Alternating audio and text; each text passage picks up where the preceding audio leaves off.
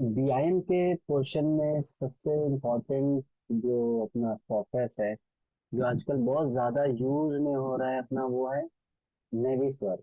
नेविस work software में क्या होता है, उसमें अपना जैसे कोई भी बिल्डिंग आपने डिजाइन किया, और डिजाइन होने के बाद पता चलता है कि उसमें कोई बीम एक दूसरे से क्लैशेस हो रही है, या कुछ पाइप किसी का यहाँ से रन हो रहा है तो वो प्रॉब्लम आ रही है ऐसे।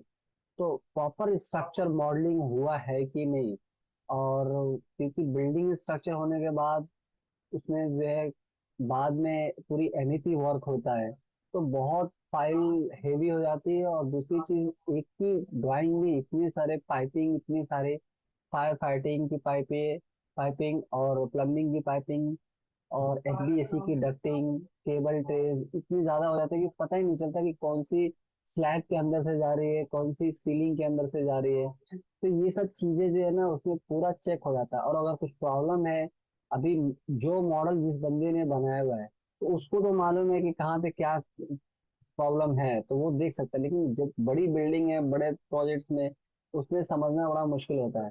तो उसके लिए हमने यहाँ पे अभी मैंने इंस्टॉल किया हुआ है नेविस वर्क। अभी अपना इसका सीरीज में डालूंगा पूरा यूट्यूब पे। तो ये जो अपना जब इंस्टॉल करते हैं, तो बीम 360, ठीक है, बीआईएम के सिलेबस में बहुत इंपॉर्टेंट नेविस वर्क का रोल है कि इसमें जो भी बीम मॉडलर है, ठीक है, बीम के बड़े पोस्ट पे है, तो वो सबकी फाइल एक ही में डाल सकता है। इवन अगर स्ट्रक्चरल इंजीनियर है, उसके उसके प्रोजेक्ट्स, आर्किटेक्ट है, उसके बिल्डिंग मॉडलिंग, एमईपी की पाइपिंग, वो सब एक ही प्रोजेक्ट में डाल देंगे। और ये फाइल जो है ना, हल्की हो जाती है एकदम, लाइट फाइल इसमें रहता है। तो नेविस वर्क मैं यहाँ से ओपन करता हूँ, ठीक है। नेविस वर्क मैनेज 2024, ठीक है, 2020।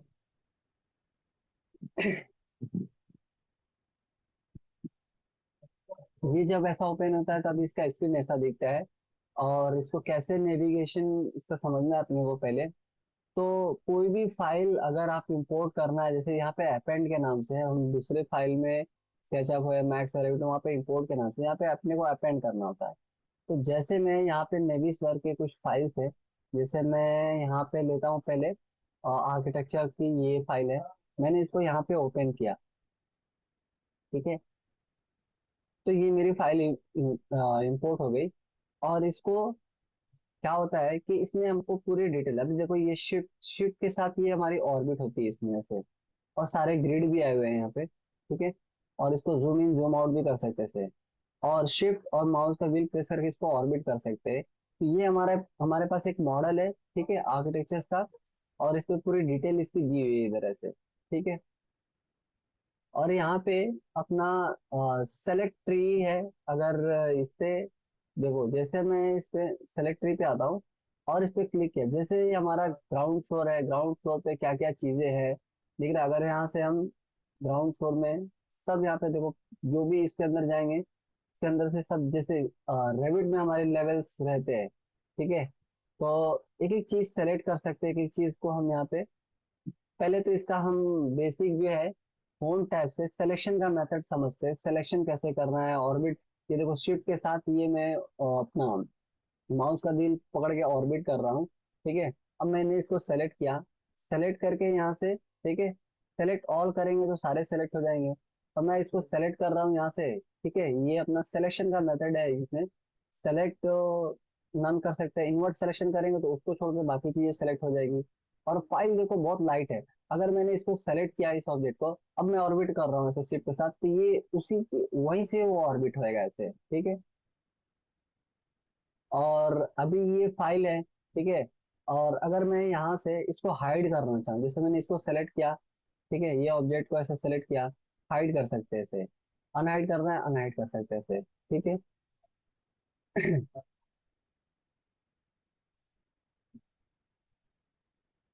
और यहाँ से अभी मेरे को और फाइल ऐड करनी है, जैसे दिख रहा है, मैं यहाँ से अपेंड करता हूँ, ठीक है। और ये वाली फाइल लेता हूँ, एसी वाला। अब देखो हमारी सारी एसी की जो डक्टिंग है, एच सॉरी एफसी से हमारे यहाँ पे डक्ट गए हुए हैं। तो कहाँ पे दिख रहा है, सारी डक्टिंग का वर्क यहाँ पे आएगा। और यहाँ पे मैं इधर आता हूँ, अगर मैं यहाँ से, ठीक है, सबको सेलेक्ट किया एक साथ, और सबको देखो पूरी एसी की लेयर जितनी थी सब सेलेक्ट हो गई इस तरीके से। और मैं इसको यहाँ से हाइड भी कर सकता हूँ, तो सारे हाइड और नाइड हो सकते हैं ऐसे, ठीक है। तो ये अलग अलग फाइल लाने में फायदा यही है कि अगर मेरे को मान लो आर्किटेक्चर का फाइल हाइड करना है, तो मैं यहाँ से उसको यहाँ से सेलेक्ट करता हूँ और यहाँ से हाइड करता हूँ। तो देखो सिर्फ मेरा भी क्या हो गया कि ये फाइल है, ठीक है। अब मेरे को यहाँ से सेलेक्ट करता हूँ, ये मैंने ऑब्जेक्ट सेलेक्ट किया, मेरे को ये जो इसका लीनियर यहाँ पे डिफ्यूजर लगा हुआ है, ठीक है। अब मैं इसको सेलेक्ट किया, इसको सेलेक्ट करके मेरे को इसका सिमिलर चीजें सेलेक्ट करना है, तो यहाँ से ऑप्शन आता है सेलेक्ट सेम टाइप ऑब्जेक्ट, ठीक है। सेम टाइप ऑब्जेक्ट को सेलेक्ट कर सकते हैं और हाइड भी कर सकते हैं, और उसको अनहाइड भी कर सकते हैं। मैं इसको सेलेक्ट किया, इसको सेलेक्ट करके सेलेक्ट सेम मटेरियल का जैसे सेलेक्ट करना है, तो देखो जितनी भी हमारी ग्रीन कलर के ऑब्जेक्ट्स हैं, ठीक है, सब सेलेक्ट हो गए। जो रेविट में जो हमने मटेरियल अप्लाई किया हुआ था, तो उसके थ्रू ये देखो सिमिलर कलर को सिलेक्ट करता है। अभी मैं यहाँ पे जो हमारा रिटर्न डक्ट है, जैसे मैंने ये ले लिया, ठीक है, और सेलेक्ट सेम मटेरियल, तो देखो सेम मटेरियल के हिसाब से जितना जहां जहाँ पे वो मटेरियल लेगा सबको एक साथ सेलेक्ट करेगा। और इस तरीके से हम इसको हाइड कर सकते हैं, और इन्वर्ट सिलेक्शन करके, इन्वर्ट सिलेक्शन के यहाँ से, तो ये मेरा बाकी चीजों को यहाँ से हम हाइड कर सकते हैं। तो मैं को क्रॉस चेक करना है कि यहाँ पे कोई डक्ट जो है प्रॉपर डिस्कनेक्ट तो नहीं है, तो यहाँ से हम कर सकते हैं, सबको चेक कर सकते हैं ऐसे एक एक चीजों को। तो सारी फाइल अब यहाँ से चेक करने में आसानी होती है, क्योंकि बिल्डिंग यहाँ से अगर मैं गया हूँ और यहाँ पे कोई कनेक्शन टूटा हुआ है, तो पता चल जाएगा, यहाँ से एक एक फाइल चेक कर सकते हैं। तो जो भी बीम मैनेजर है, बीम, वो एक एक चीजों को चेक करेगा किसी के ड्राइंग में कुछ।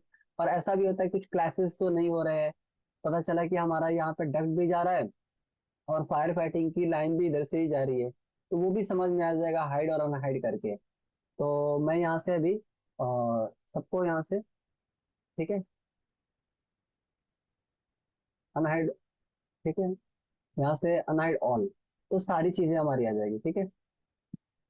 अब मैं इसमें और ऐड करता हूँ अपेंड में जाके, ठीक है। जैसे मैं अभी इलेक्ट्रिकल के लेके आता हूँ, ये लेके आता हूँ WS लेगा, तो ये पाइपिंग अपनी, ठीक है, देखो सप्लाई वाटर की जो भी पाइप है यहाँ पे आ गई, ठीक है।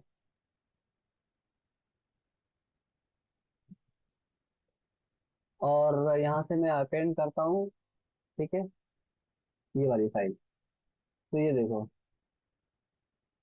अब जिसको जो लेयर को अपने को हाइड करना है, जैसे मेरे को ये लेयर रखना है, तो इसको सेलेक्ट किया, कंट्रोल प्रेस करके इसको सेलेक्ट किया, और इनको मैं हाइड कर सकता हूँ। तो ये देखो दिख रहा है, ये केबल ट्रे की सारी लाइन ऐसे गई हुई है, दिख रहा है ऐसे। मैं यहाँ से अनहाइड ऑल करता हूँ, ठीक है। इसी तरीके से अपेंड करता हूँ फायर फाइटिंग की। अब देखो फायर फाइटिंग लाइन कहाँ पे जा रही है, किस तरीके से जा रही है, देखो ये दिख रहा है, ये डक्टिंग को प्रॉपर ऐसे। और अगर कहीं पे भी अपने कोई फॉल्ट दिख रहा है, जैसे देखो यहाँ पे मेरे को एक फॉल्ट दिख रहा है, यहाँ पे जो डक्ट है ये डोर के अंदर ही आ गई है, तो हम इसमें अभी जब ये प्रोजेक्ट पूरा बन गया, कहीं पे कोई प्रॉब्लम है, तो ये इसका हम यहाँ पे जो, अभी मैं एज ए बीम मैनेजर हूँ, तो मेरे को ये डक्ट जो भी है ये फाइल चेक करके मैं कमेंट में लिख सकता हूँ इसको कि यहाँ पे ये प्रॉब्लम है, किस जगह प्रॉब्लम है। अब इतने बड़े फाइल में कैसे पता चलेगा, तो यहाँ पे देखो ये दिख रहा है ऐसे, शिफ्ट इसको लेके आया इधर ऐसे, यहाँ पे उसको जूम किया ऐसे, जूम करने के बाद से यहाँ पे व्यू पोर्ट एक करके एक ऑप्शन होता है, व्यू पोर्ट में आप एक तरीके का यहाँ पे देखो सीन सेट कर सकते हो। जैसे यहाँ पे गया मैं, ठीक है, save view port, save view port में गया, और यहाँ पे जाने के बाद रिव्यूज का हम दे सकते हैं। रिव्यू में अगर मान लो मेरे को ये पोर्शन क्लाउडिंग करना है यहाँ से, तो हम यहाँ से क्लाउडिंग, यहाँ पे ऐसे ऐसे क्लाउडिंग कर सकते हैं ऐसे, ठीक है। उसको मैं क्लिक कर दिया। और इसमें हम टेक्स्ट भी लिख सकते हैं यहाँ पे कि यहाँ पे मैं टेक्स्ट लिख दिया, द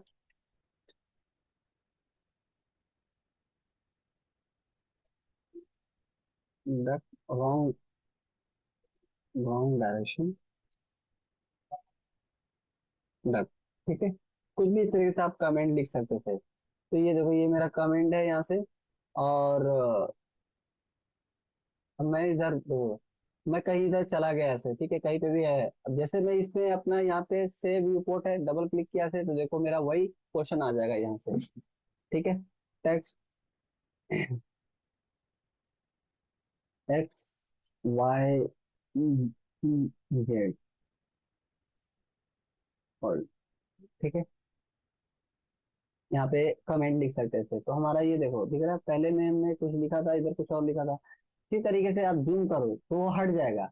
जैसे आप इस पे आओगे तो वो आपको वो एरिया जूम करके दे देगा। ठीक है, ऐसे। तो जहां पे भी जो भी प्रॉब्लम है, ठीक है, जैसे मैं यहाँ पे आया, ठीक है, जैसे ये देखो ये क्लासेस है, ठीक है, वॉल के अंदर अगर यहाँ पे अगर प्रॉब्लम है तो मैं इसको यहाँ पे जूम करके, और पहले एक यहाँ पे रिव्यू में व्यू पोर्ट में जाता हूँ, यहाँ से एक सेव कर लेता हूँ, ठीक है, एक यहाँ पे। और इसको यहाँ पे इसको रीनेम भी कर सकते हैं, राइट क्लिक करके सेलेक्ट किया, रीनेम किया, वॉल क्लैश।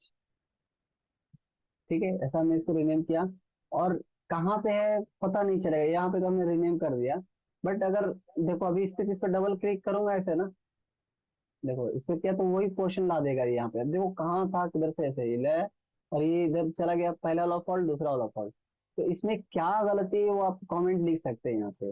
रिव्यू में गया, यहाँ से क्लाउडिंग भी कर सकते हैं, और अगर मेरे को इलिप्स शेप में ऐसा कुछ ड्रॉ करना है तो इलिप्स में भी ऐसे ड्रॉ कर सकते हैं ऐसे। ठीक है, इसको इरेज कर देता हूँ ये वाला, कंट्रोल जेड करता हूँ। यहाँ से क्लाउडिंग, क्लाउडिंग जब करो तो इस पर डबल क्लिक करते हैं, ऐसे ड्रॉ करो ऐसे, ऐसे। ठीक है, ऐसे। और यहाँ पे अपना एरो साइज पे क्लिक करके ऐसे, ठीक है, और यहाँ से टेक्स्ट भी वॉल क्लासेस, वॉल क्लासेस। ठीक है, हमने ये कमेंट लिख दिया। तो ये मेरा पहला था, ये दूसरा हो गया ऐसे कि यहाँ पे ऐसे। ठीक है, ये वाले में अब ये वाला सही लग रहा है, इसको सेलेक्ट करके हम डिलीट भी कर सकते हैं ऐसे, क्योंकि ये सिर्फ विदाउट नेम है, इसको डिलीट कर देता हूँ ऐसे। ये हमारा सही लग रहा है, इसको रीनेम कर लेता हूँ यहाँ से, वॉल क्लासेस। ठीक है, ऐसा है। अब देखो जैसे पहले वाला ये था, ठीक है, यहाँ पे भी हमको क्लाउड कर देता हूँ ऐसे। ठीक है, ये हो गया, ये हो गया, ये। ठीक है, इसको भी एक किसी एक को ही रखते, डिलीट कर देते हैं इसे। तो हमारा ये हो गया, दूसरा ये हो गया। ठीक है, तो इस तरीके से जितने भी प्रॉब्लम है फाइल को, तो जो भी बीम मैनेजर है वो पूरा चेक करेगा एक एक चीजें कि हाँ हमारा यहाँ पे सही जगह पे जा रहा है कि नहीं। तो ये तो सिर्फ एक फ्लोर का है, सोचो अगर ये बिल्डिंग 15 से 20 माले का रहता तो कितना उसमें हर फ्लोर पे डक्टिंग और ये सारी चीजें हैं। तो इसीलिए जो भी बीम का जो स्पेशलिस्ट है, बीम डिजाइनर है, उसको सारे रेविट में रेविट आर्किटेक्चर भी आनी चाहिए, स्ट्रक्चर भी आनी चाहिए, प्लम्बिंग और फायर फाइटिंग भी आनी चाहिए। तभी वो सब चीजों को चेंज कर सकता है, डिजाइन कर सकता है। ये देखो बड़े अच्छे से। ठीक है, तो यहाँ पे देखो ये सब स्प्रिंकलर लगे हुए हैं यहाँ से। ठीक है, अपराइट अपना सब फायर फाइटिंग के। और अगर देखो मेरे को यहाँ से सबको सेलेक्ट करना है, यहाँ पे सेलेक्ट मोड में आता हूँ, सेलेक्ट में आया, ठीक है, सेलेक्ट ऑल किया तो सारे सेलेक्ट हो जाएंगे। और अगर मैं यहाँ से बी सेलेक्ट करना है यहाँ पे, सेलेक्ट मैम, जैसे मेरे को यहाँ पे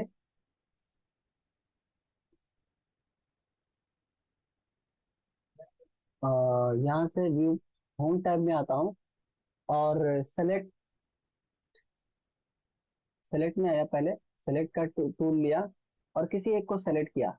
जैसे ये पाइप मेरे को सेलेक्ट किया, पाइप में जाकर के हमने सेलेक्ट सेलेक्ट सेम मटेरियल, ठीक है, सेलेक्ट सेम रेविट मटेरियल, और सेम टाइप करेंगे तो देखो सिर्फ पाइप सेलेक्ट होगा, इसका फिक्चर्स नहीं सेलेक्ट होंगे।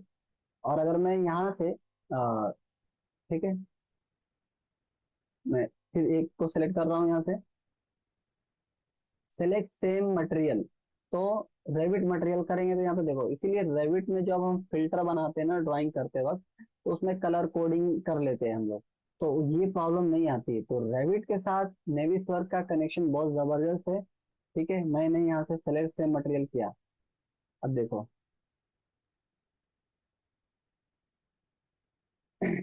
सारे मटेरियल सिमिलर कलर के ऑब्जेक्ट्स को सेलेक्ट कर लेगा। तो इसीलिए जब जब भी आप रेविट में काम करें तो वहां पे हमको एक फिल्टर बनाने होते हैं, कॉलम के भी अलग से फिल्टर बना सकते हैं, इवन कि रेनफोर्समेंट भी आप करना हो उसके भी बनाओ। देखो ये सारे एक साथ सबको सेलेक्ट कर लिया। अब मैं यहाँ से सेलेक्ट, ठीक है, यहाँ पे आता हूँ, सेलेक्ट इनवर्ट सिलेक्शन, उसको छोड़ के सेलेक्ट किया और यहाँ से हाइड कर दिया, तो हमारी देखो सारी फायर फाइटिंग की लाइन यहाँ पे अलग हो गई, दिख रहा है? ये सारी फायर फाइटिंग की लाइन यहाँ से, अब कौन से लेवल पे क्या है, ठीक है।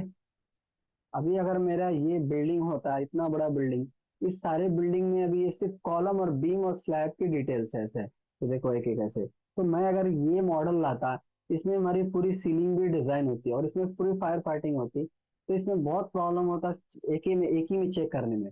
और रेविट फाइल में एक ही में सारे मॉडल में, क्योंकि रेविट पे जब काम होता है तो सारे टेम्पलेट अलग अलग रहते हैं, उसके एमईपी के टेम्पलेट्स अलग, उसके फायर फाइटिंग के अलग, तो वो उसमें अलग अलग फाइल में बना करके नेविस वर्क में सब इंपोर्ट कर सकते हैं और इसमें सब एक साथ रख करके चेक कर सकते हैं। तो ये फायदा है नेविस वर्क का। नेविस वर्क में मैं अभी ये इतना ही रखता हूँ।